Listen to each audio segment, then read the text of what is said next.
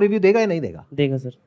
और अगर आप कहोगे कि अगर आपने रिव्यू दिया, अब यहाँ पे कुछ चीजें जो आप कह रहे हो, कुछ चीजें जो नहीं कह रहे हो, आप ये कह रहे हो कि आप यहाँ पे जाकर के रिव्यू कर दो जी, और हम आपको ये फोटो फ्रेम भेजेंगे आपके घर पे। अब मुझे नहीं पता कि ये जो टर्म्स एंड कंडीशंस है मार्केट प्लेस की उसके हिसाब से सही है या नहीं है, दैट आई डोंट नो।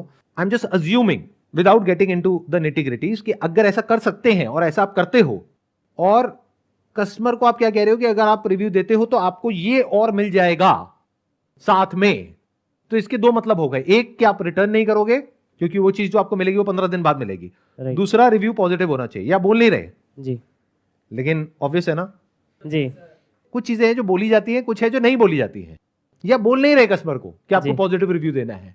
आप बोल रहे हो आपको सिर्फ रिव्यू देना है, आपको ऑनेस्ट रिव्यू देना है।